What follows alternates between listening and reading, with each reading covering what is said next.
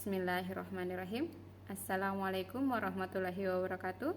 Perkenalkan, saya Turiani, SSTM Kes dengan NUPTK 7751768669230312. Saya merupakan salah satu dosen pengampuh mata kuliah Asuhan Kebidanan Persalinan dan Bayi Baru Lahir di Akademi Kebidanan Rangga Husada Prabu Muli.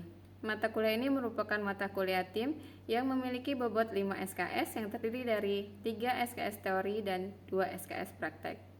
Mata kuliah ini diberikan pada mahasiswi kebidanan tingkat 2 semester 3. Mata kuliah ini memberikan kemampuan kepada mahasiswa untuk memberikan asuhan kebidanan pada proses persalinan dengan pendekatan manajemen kebidanan dan konsep-konsep sikap dan keterampilan, serta hasil evidence base.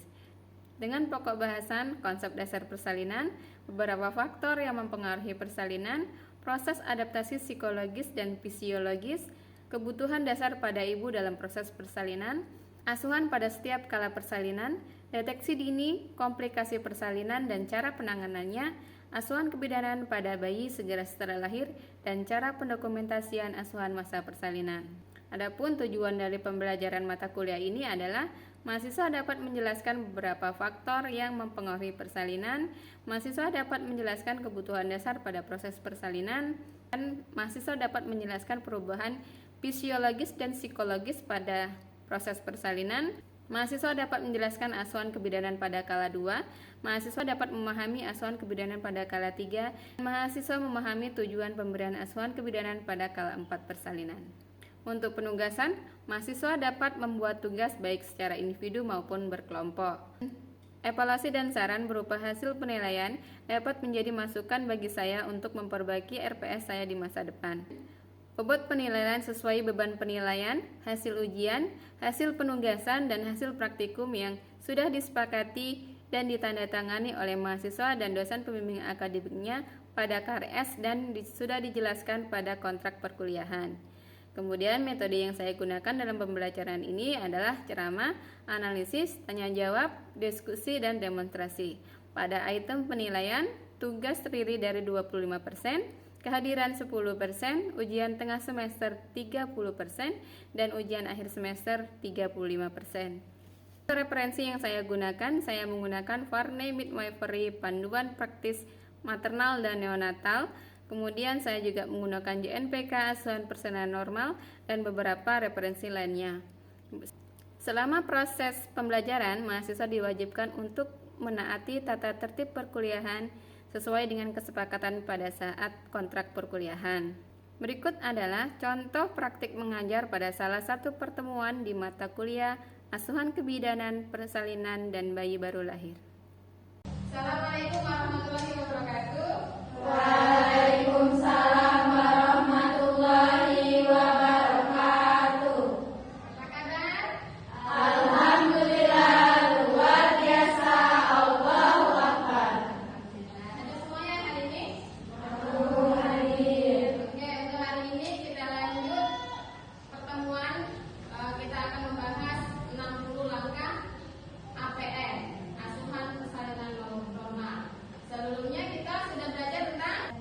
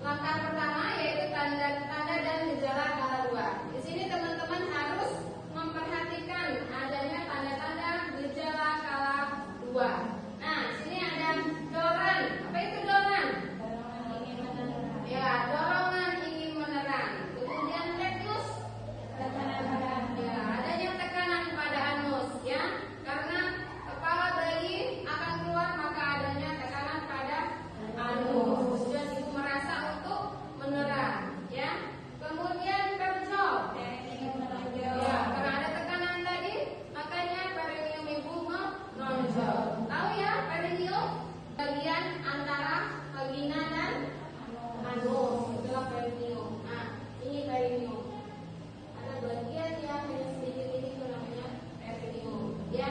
Kemudian pulka, apa itu pulka? Buka membuka. Ya, pulpa membuka. Nah, namanya seperti ini, pulpa membuka. Nah, ini periodenya menjadi apa tadi? Menonjol, ya, karena tekanan dari kepala bayi yang sedang di bawah dan akan keluar tadi, ya.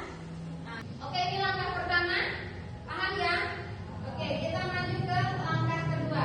Siap alat, siap diri. Nah, siap diri ini siapa? Disiapkan penolong, ya. Yang pertama kita cek alat. Kita cek alat apakah semua alat itu lengkap, ya. Pada pengecekan alat ini jangan lupa patahkan ampul. Patahkan ampul, ada berapa ampul yang kita siapkan? Ada berapa jenis? Dua. Ada oksitosin, ada lidokain. Kemudian kita masukkan spek yang sudah dibuka ke bak instrumen. Jangan lupa pada saat memastikan dan persiapan alat, setengah pohon letaknya di mana? Iya, di pinggir bak instrumen supaya pada saat teman-teman melakukan PD, jika dibutuhkan amniotomi mudah untuk didapat. Ininya diambil, ya. Posisinya seperti ini. Nah, berarti kalau kita sudah siap semua, kemudian kita siapkan ibu, ya. Kemudian juga kita siapkan alat untuk bayi. Kemudian kita pasang celemek, melakukan perlindungan pada tubuh penolong. Nah, kemudian teman-teman bidan yang akan menolong ini melakukan cuci tangan. Berapa langkah cuci tangan? Nah, dilakukan dengan benar, ya. Kemudian kita pakai sarung tangan. Nah, Ibu jelaskan dulu fungsi-fungsinya. Setengah cover ini untuk amniotomi, benar? Apa itu amniotomi? Iya, memecahkan selaput ketuban, ya. Kemudian ada klem. Klem ini jumlahnya 2. Klem untuk menjepit tali pusat. Kenapa 2? Karena akan dijepit dua sisi. Kemudian ini fungsinya apa? Gunting tali pusat. Beda, ya. Gunting tali pusat bentuknya seperti ini.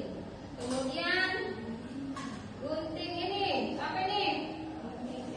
Gunting epis untuk meluaskan jalan lahir. Kemudian ini apa nih? Delay untuk membebaskan jalan nafas atau membersihkan lendir yang berada pada mulut dan hidung bayi, ya. Nah, ini apa nih?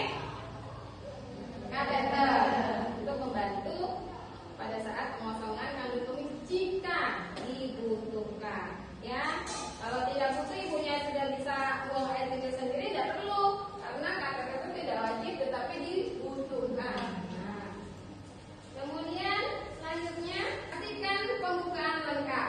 Kemudian kita lakukan periksa dalam. Periksa dalam untuk mengetahui apa?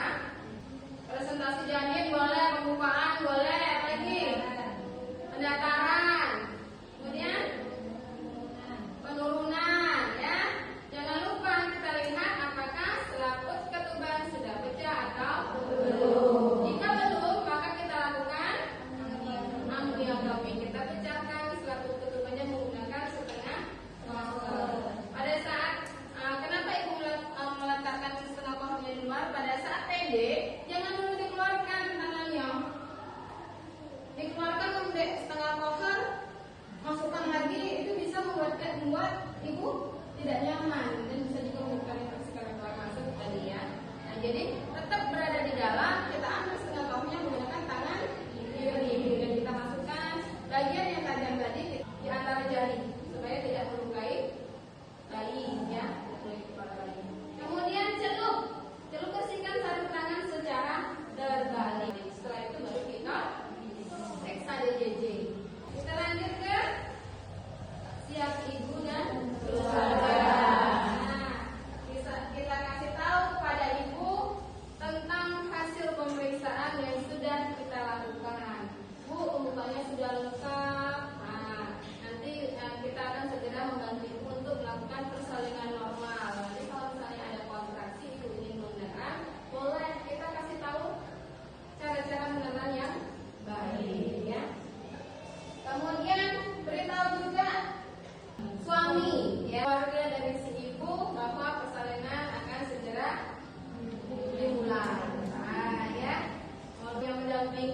keluarganya mendoakan. Dan lanjut ke langkah 13. Jika his datang, jika ada his, kita ajarkan ibu atau pimpin ibu untuk menerang.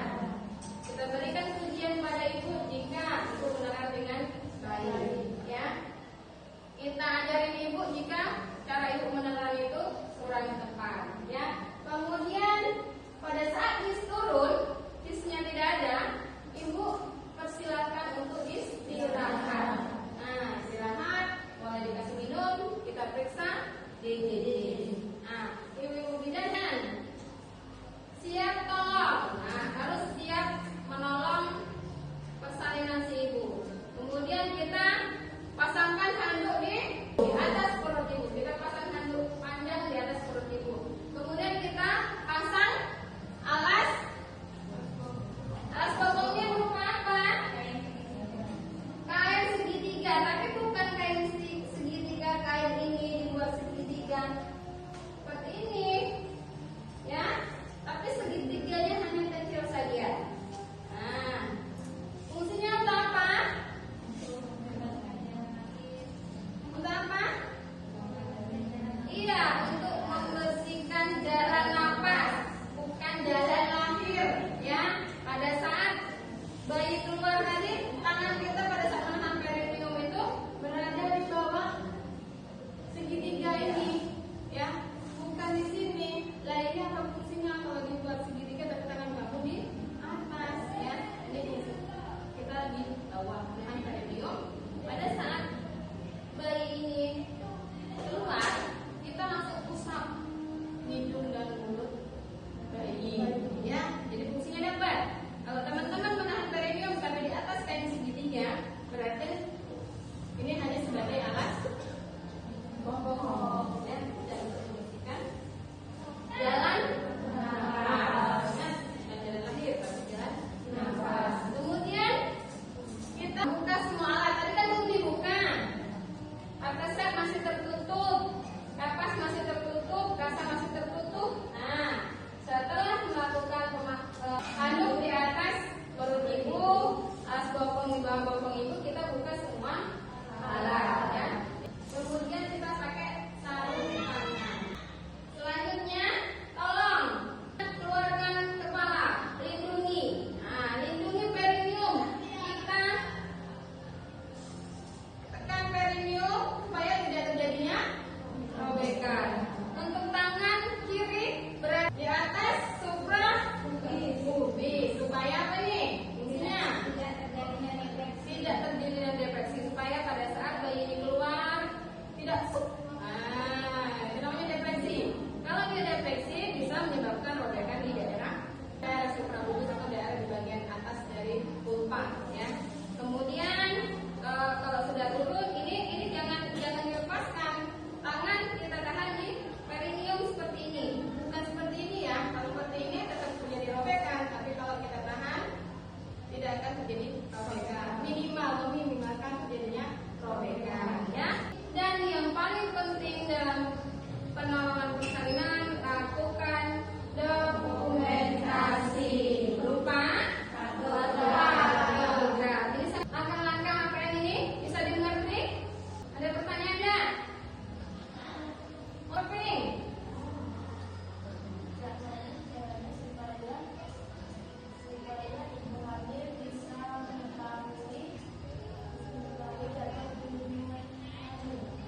Kalau teman-teman ini, kalau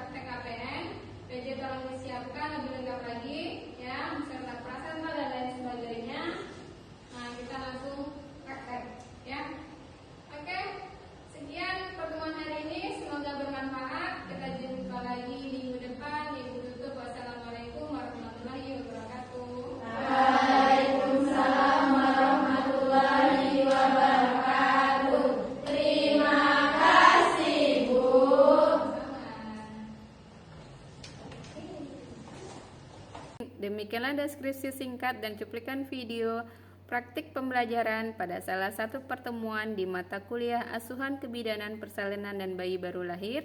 Semoga dapat bermanfaat bagi orang banyak, khususnya untuk mahasiswa bidan.